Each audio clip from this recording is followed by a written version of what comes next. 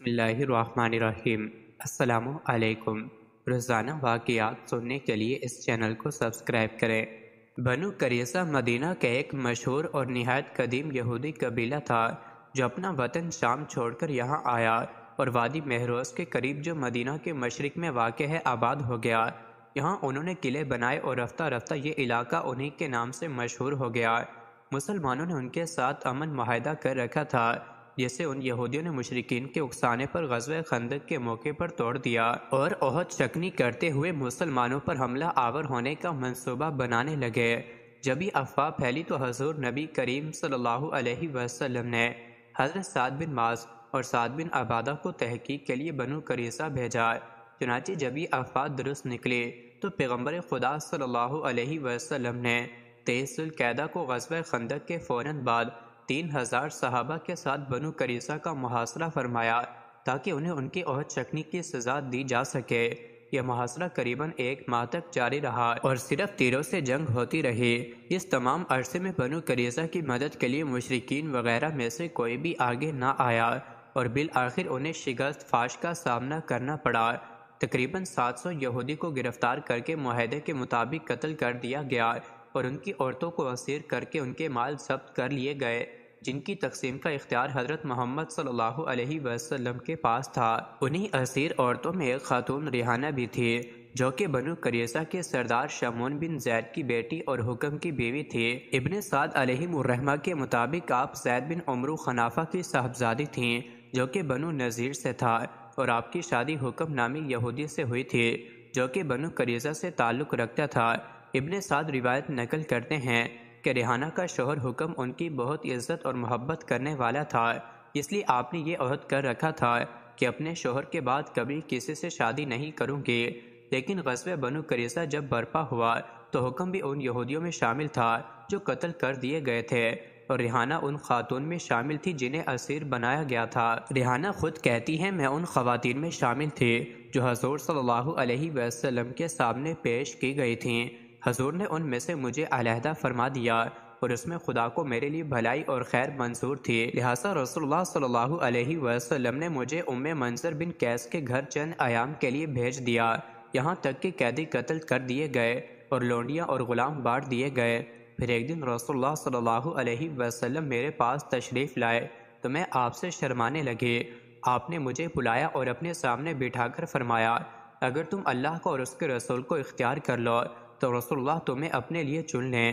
میں نے عرض کیا میں اللہ کا اور اس کے رسول صلی اللہ علیہ وسلم کو پسند کرتی ہوں۔ بس حضور صلی اللہ علیہ وسلم نے مجھ پر اسلام پیش کیا اور میں مسلمان ہو گئی۔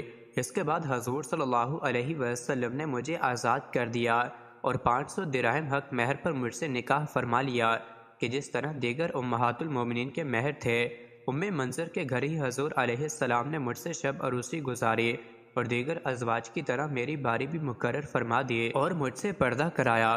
حضرت ریحانہ کا نکاح حضور صلی اللہ علیہ وسلم سے 6 ہجری میں ہوا اور جب حضور نبی کریم صلی اللہ علیہ وآلہ وسلم حجۃ الوداع سے واپس ہوئے تو آپ انتقال فرما گئیں اور آپ جنت البقیع میں مدفون ہیں۔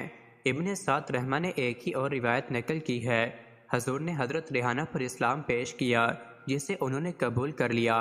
اس کے بعد حضور نے انہیں آزاد کر کے ان سے نکاح فرمایا۔ نکاح کے بعد حضرت ریحانہ کو سوتنوں سے سخت غیرت آئی جس کی وجہ سے حضور نے ان کو ایک طلاق دے دی، مگر یہ اپنی جگہ پر جمی رہی اور طلاق کا بے حد غم کیا اور ہر وقت روتی رہتی۔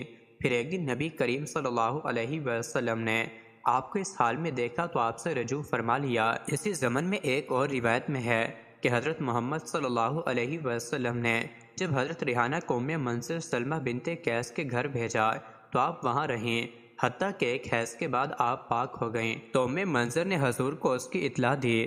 حضور صلی اللہ علیہ وآلہ وسلم تشریف لائے اور حضرت ریحانہ سے فرمایا اگر چاہو تو میں آزاد کر کے تم سے نکاح کر لوں اور چاہو تو لونڈی ہی رہو۔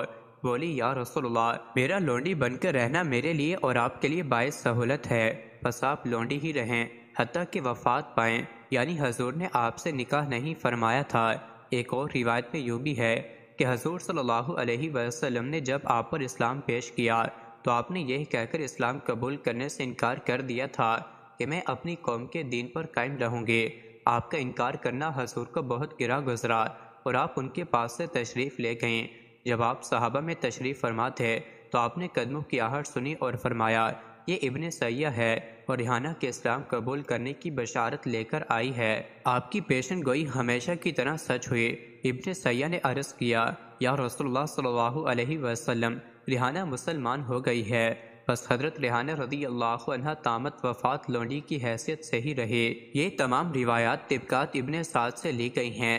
اس کے علاوہ سیرت ابن ہشام جلد 2 میں بھی یہ روایت نقل کی گئی ہے۔ الصحابہ میں ہے کہ حضرت ریحانہ حضور کی خدمت میں بطور کنیز رہیں، جبکہ بعض نے یہ بھی نقل کیا ہے کہ حضور نے آپ کو آزاد فرما کر نکاح کر لیا تھا۔ حضرت ریحانہ کا وصال حجۃ الوداع سے واپسی پر ہوا، اور ایک قول یہ بھی ہے کہ حضرت عمر رضی اللہ عنہ کے دور میں وصال فرمایا اور جنت البقیع میں آرام فرما ہیں۔ حضرت علامہ شیخ عبدالحق محدث دہلوی علیہ الرحمہ مدارج میں بیان کرتے ہیں کہ حضرت ریحانہ حضور علیہ السلام کی باندی تھیں۔